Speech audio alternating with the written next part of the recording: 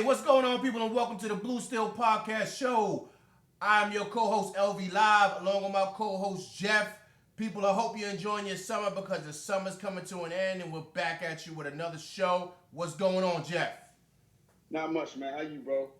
Good to get some time off and be back. It's football being full swing next couple weeks here. So Yes, sir. Yes, sir. With all these preseason games, I know people don't like preseason games, but I personally love them because it lets you know that football is back, so it feels good. People, once again, thank you for coming to our show. Please hit that like, share, and subscribe button if you have not done so. Also, too, if you can, please hit us up at bluesteelshow@gmail.com, bluesteelshow@gmail.com. If you have any questions or statements, please hit us up. absolutely. So Jeff, I'm correct. I think we had a question, right? From one of our viewers. Yes, it was from your brother actually, Michael. We forgot to talk about the last show, but he asked about your boy Stephon Marbury if he's a Hall of Famer or Um, Everybody loves talking about Steph, or shall I say, AKA Starbury. Um, not. to me, I think he is a Hall of Famer. He doesn't get in on the first ballot. It's going to take him a couple of years to get in. But I think he's a Hall of Famer, especially for what he's done high school wise. He's made it to the NBA. He had a decent career, but also, too, what he's done on an international level for basketball over in China. I think it's just sensational. As you know, basketball is just not a American sport. It's a worldwide sport. It's a global sport. So I think that what he's done on a global level um, really resonates, and I think he definitely gets in. Let me go back. I don't want to say definitely. I think it's a 50-50 chance, but I lean on the side of him getting in, maybe like as a late bloomer, a last guy in type of thing, squeezing in just because of what he's done globally. What do you think, Jeff? I think he's in. Like I think he's like 80-20. The people forget the Hall of Fame is now it's not an NBA Hall of Fame, it's a basketball Hall of Fame. So I believe it's an international basketball Hall of Fame. I might be wrong with that. I don't know the exact name of it, but it's for your impact period. Just like, people make arguments with Melo, is he Hall of easily? He got 3 gold medals. Like it's not even an impact impact on the game period. So what he's done in China is he's probably the biggest star from America to go over there. He has a statue. So he's definitely a Hall of Famer. Like you said, his impact, high school, he only played with 1 or 2 years of college, but he still had a great impact there as far as the buzz, him and AI. Remember them playing at the Garden, like their first games out of college or whatever. Um, so he's definitely in the Hall of Fame to me. I don't think, yeah, he have a great NBA career, a decent career, like you said, but he's definitely in there to me. Just his impact over the whole length of his, he's still playing unless he just retired. So he's had a 25, 30-year run, in basketball. So he's definitely in there to me. Nice. Okay, sounds good. Sounds good. All right, so there's your answer. Don't be mad if you like it or if you dislike it. If you dislike it, please send us an email. If you like it, send us an email, whatever it is. But keep on coming back at us with questions and comments. Truly appreciate you, Pop. Please continue to send those questions. All right. Absolutely. So 1st and 10, Jeff, we're taking it out to Oakland or Vegas, wherever they're located at. Who knows? To that Raider Nation, to your boy, AB, is stating that he wants to retire because of this helmet nonsense. Jeff, what is going on out there with the Raider Nation? It's just AB. It's all AB. It's his world. He thinks at least. So this makes me even more glad that we just got rid of this dude. He's just an extremely selfish player, man. Like it doesn't even make any sense. But it's kind of laughable to me. Like they they've already known about this helmet at least 1 to 2 years. I've heard up to 5 years that this helmet was going to be taken out. You can't use it no more. They're like it's not safe. You're done. Aaron Rodgers and Tom Brady use the same helmet. They're fine with changing it. You can even customize a helmet now to how you like it. So there's no excuse for him to be sitting up here whining and complaining about it. It's laughable. Like I said, if you want to retire, go retire. I'm tired of this dude. He's all about self. He don't care about nothing but himself. Just a selfish ball player. You know what I mean? That's pretty much it, man. Like it's a joke. Like they're trying to. It's just a joke. What do you think about it? Um, yeah, man. I mean, I didn't even, I didn't even know where to begin with this.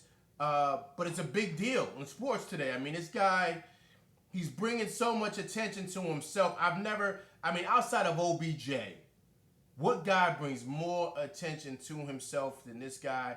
He's gone beyond the whole diva thing with the wide receivers from T.O. to Andre Rison to all these guys that were super. Remember Jeff Horn? Remember him, Joe Horn? Um, Yeah.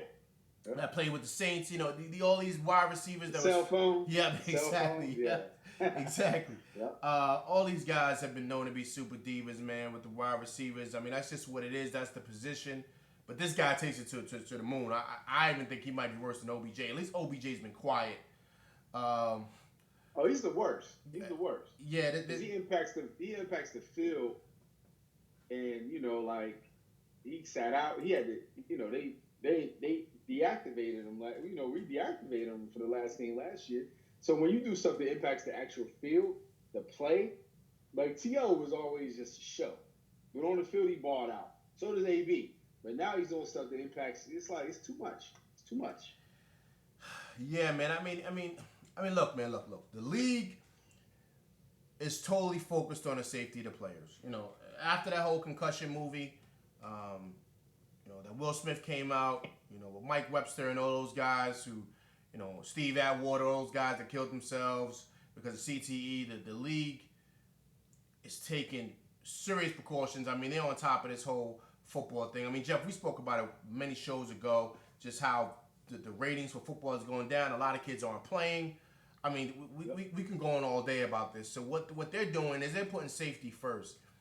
The model that he's talking about is the Shut Air. I think it's the Shut Air Advantage helmet. But now Shut has a new helmet, the F7, I believe.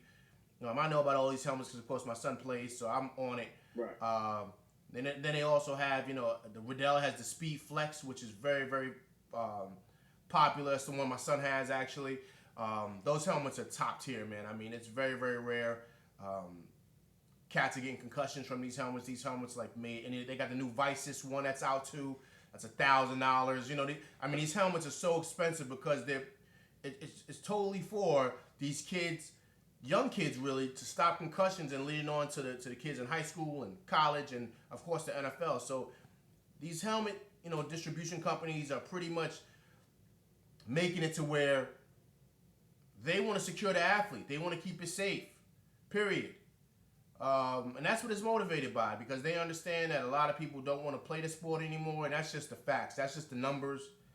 I coached Pop Warner, and I saw just the numbers dropping year after year. A lot of parents do not want to put their kids in football because of the fear of concussions.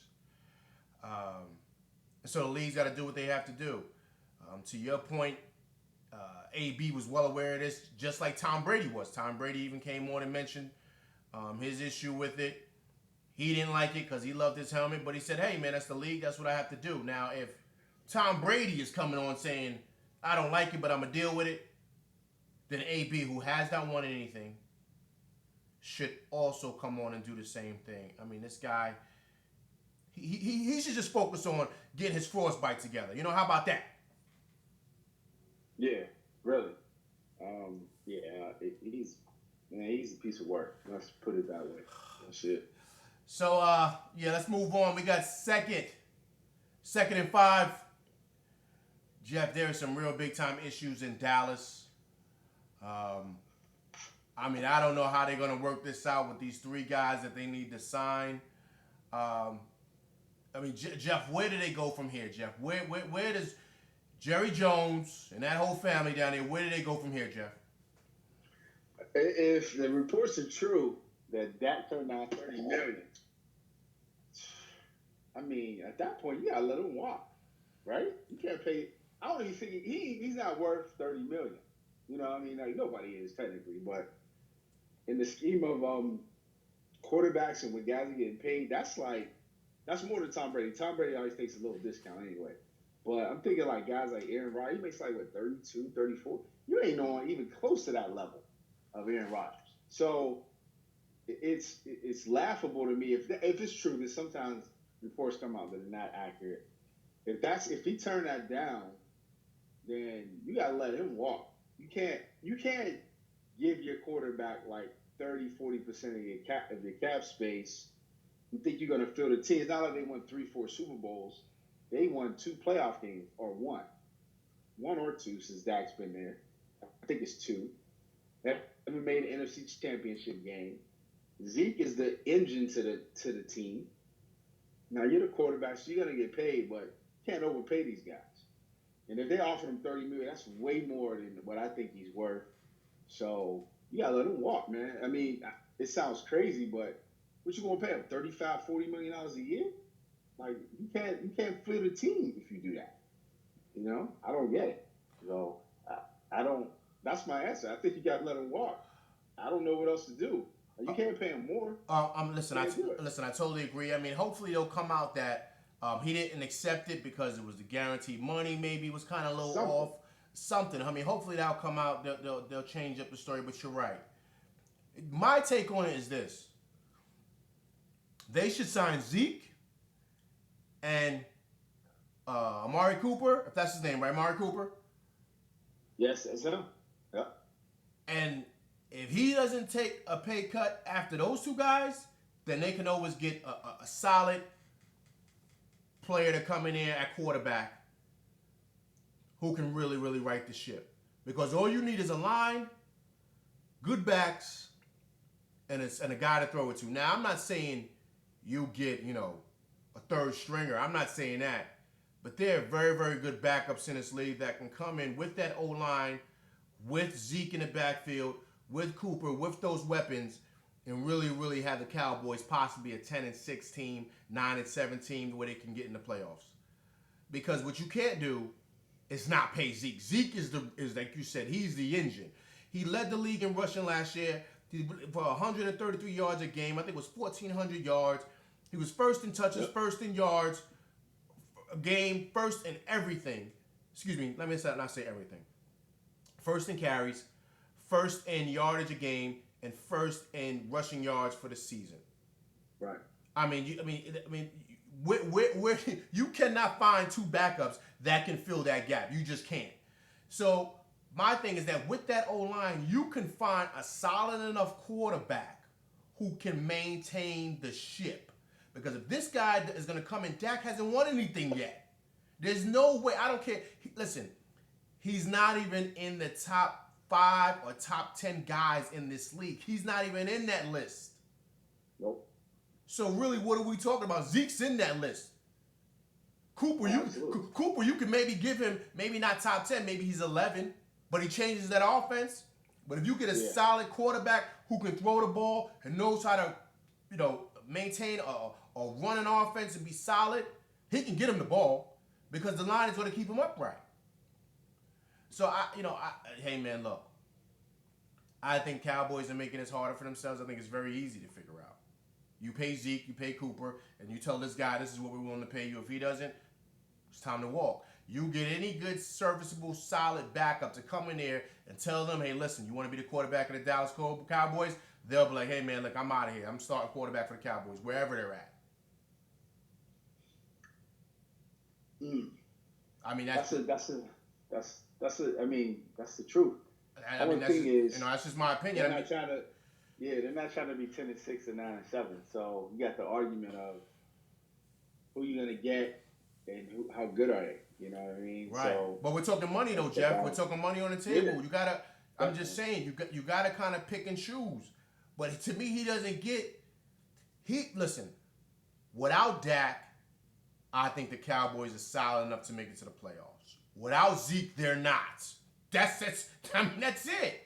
There's nothing to try to figure out. And you gotta understand what they were before Cooper got there. When Cooper got there and he finally had somebody to throw to, then they started winning. Right. So I mean, and then you do have Jason Witten back. I mean, he's gonna be all right, I think, but he's gonna be a good leader in that locker room. So a lot of things gonna change. I know people are a little concerned because believe it or not, Zeke kind of has the reputation now of an OBJ getting in trouble during the offseason and stuff like that. So how is he going to He's respond? worse. Right. How is he going to respond to getting the money? Right. So that's what we remember. We had this conversation about OBJ. How's he going to be when he gets the money?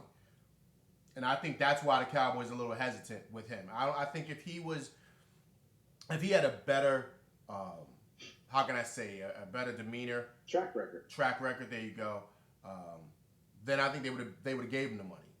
But I think they're a little hesitant because they understand that what type of monster is this going to create when he gets when he sees all them zeros in that bank account. Not only that, I mean, they got him under control for 2 more years. So you can, in terms of a money standpoint from the Cowboys, you don't have to pay him now. I'm not saying, like we had this discussion before, I'm not saying they don't deserve it, but they don't have to pay him.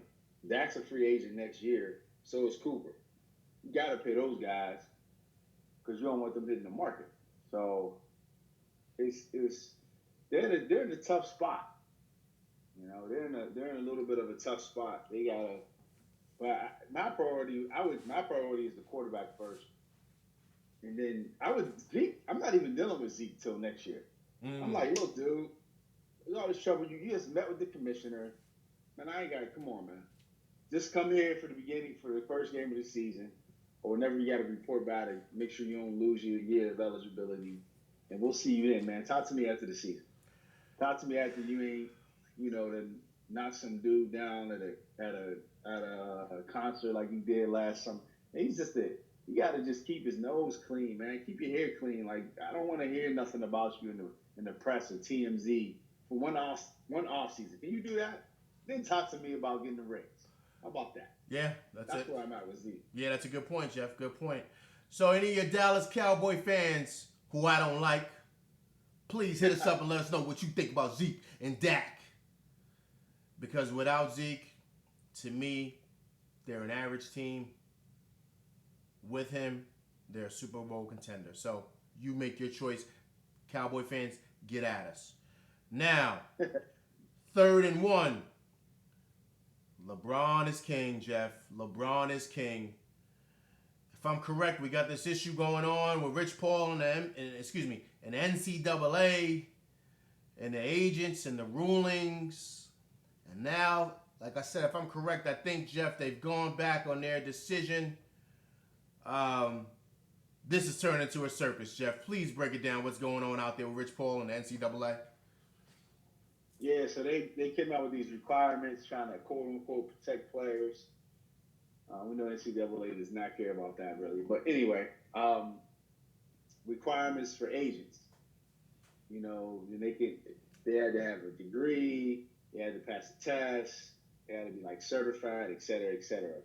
So everything in there was fine except for the degree part, which is why they call it the Rich Paul rule, because he doesn't have a degree. Now his pedigree, as far as him grinding, him putting in work and building to where he's at, is well documented. If you don't know about it, go read about it. He's put in his work. He's put time in with what's the big agency out in California? I don't know why I can't think of the name right now, but he's put his time in to be where he's at.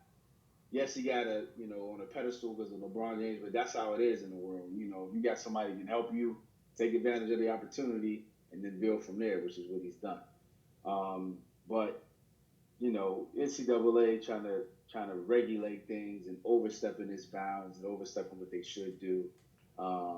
So today, coincidentally, they allegedly have reversed or gone back and retreated on that degree requirement, which is nonsense anyway. So you don't need a degree. You need to have the background and put the work in like Rich Paul did. A degree requirement doesn't teach you anything about what being an agent is in 2019. It's totally unnecessary. To me, it was just aimed at people like Rich Paul or people that are trying to do it in an unconventional way. Totally. And again, speaks to the power of 2 things, the media, social media, and LeBron, honestly. And the fact that there's a couple tweets, and I'm sure there's a million things going on behind the scenes. Maybe it's NCAA was putting this out there. The NBA does stuff like this. Like, they'll put stuff out to get fillers, and then it'll be like, people don't like it. We can just bring it back. Maybe that's what they were doing, which is fine. But, I don't like the fact that they even put that out there from the very beginning because it's ridiculous. It was a ridiculous rule, unneeded, unnecessary, and really has no merit to what, what the real root of the problem and what they're allegedly trying to address with the rule. So. I mean, hey, look, man. The fact of the matter is this: they don't like Rich Paul, and they don't like LeBron James. And they don't like the NCAA either. Right.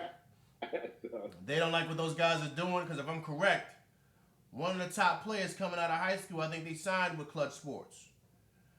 And, he right. Came out. Was it this year or last year? One of the two. I think it's this year. I think he's going to Australia to play over there with Melo. And I believe he signed with Clutch Sports. He signed a deal with New Balance, if I'm correct. Yeah, I remember. I just can't remember the kid's name. I was just reading about it earlier too. Yeah, but this shows what LeBron's reach is and what his unit of Rich Paul and everybody else that work underneath him. This is all LeBron. This is all him. Now, yes, Rich Paul and those guys, they get all the credit. Trust me, they do. Because they're very intelligent men. They run a great program over there. But LeBron is the focal point. He is the face. And when he speaks, everybody listens. And what's happened is, if I'm correct, the tweet was, NCAA is big mad. Am I correct? I don't remember that. Yeah, he said something like that. But LeBron sent the tweet out. Oh, yeah, LeBron. Right. Can't stop, won't stop. Something like that. Did a P. Diddy reference. Something like that. Yeah, yep, something like that. And now, like you said, the NCAA comes back and changes things up. Of course they changed it up. Because they realized that LeBron has the reach and the power that he does. He pretty much blew up their spots like Little Sisters. Right. Big time. Sunned them. And exactly. And that's what he did. And now they're going back and now they're squirming in the back, changing up things, changing up what this says in the paperwork, changing up that. Yeah, they got to change it up. The only thing they require now is just certified by the NBA Players Association. Yeah, of course. Which is all, Of course. But they didn't say that initially. Oh, no. They didn't. They was. Yeah. You know what they was doing. They was doing what they always do. They were big mad, like LeBron said, and they said, yo, man, you know what? We sick of Rich Paul. We sick of LeBron and the background deals that they be doing. You know what? If you don't got a degree, you can't be over here. That's what they did. LeBron put him on blast, and they said, okay, LeBron, we don't want to make you mad. Let's fix up the fine print in this. Right. Because I don't even think it really would have, and I don't know, I'm not, obviously we're not agents or nothing like that, so I don't even know how much it actually impacted them. Because Rich Paul he has someone else he works with that's a lawyer that does the specifics of the contract negotiations. So I don't even know how much it would have impacted him. I read he did a thing on the Athletic, an op-ed or whatever they call that, where he wrote himself, he wrote his own little rebuttal to it. So I don't think it would have impacted. It would have impacted more people trying to be like him, ultimately. But ultimately, it was trying to take a shot at people like Rich Paul, without a doubt. So I'm glad they backpedaled on it, and I love the fact, like I said, I've said this a few times, man. I love what LeBron does, man. Like, his impact on things and socially, economically, like what he does in terms of flexing his reach is unbelievable. It's like no other athlete in this generation, including Jordan, the last 30 years, way beyond what anybody else has done or is going to do, or is doing, I should say. So, because he actually does things that impact, outside of just his money, he does things that impact the society as a whole. So, as I always say, man, he's basically my favorite athlete, man. Especially off the floor. What he does off the floor is, without question, bigger than what anybody does. Yeah, of course he is, Jeff, and it just so happens he plays for the Lakers, right? Am I correct? Yeah, it just so happens. Yeah, it just so happens. Yeah, exactly. Just so happened. And he's going to win that MVP this year, too. Oh, here we go. Here we go. Jeff, it's talking too much about Kawhi. Kawhi, the greatest player in the world. And, like, just so happened KD and Clay ain't playing that. So we should just call this season the Return of the King, right? We should do that. Oh yeah, people gonna see, man. I can't wait because he's gonna kill people this year. He already did it last year, 28-8, but that wasn't good enough. So maybe he put up triple double this year. I don't know. We shall see. So people, will coming to the end of our show. Please, once again, hit us up at the bluesteelshow@gmail.com. bluesteelshow@gmail.com. Any questions or statements? So 4th and goal. Yes, sir. Jeff, they're talking about a savior in New York. Your new quarterback. He was like on 5th round draft, status before he got picked by the G-men. And number 6? Was he picked 6? Number 6, Jeff. Number 6. Yeah. What you think about your boy? He's playing against high schoolers and 7th string NFL players that ain't gonna make the roster, but he had the best preseason ever in history. 5 for 5, threw a touchdown. He looked like Tom Brady, I guess, apparently. So, Jeff, everybody needs to relax, Jeff. Exactly. RELAX like Aaron Rodgers. Oh man, just pump the brakes. Listen, man. This is Eli Manning's team. Yes. Did I want a different quarterback? Yes. But this guy, I'm being honest. He's got to wait at least mid-season maybe till he gets any whiff of the field. Any whiff. Especially not the top-tier defenses in the NFL. He will get destroyed, man. He's not ready yet. No, he's ready. No, he's not. He's still a work in process, man. I honestly think he's a year or two away.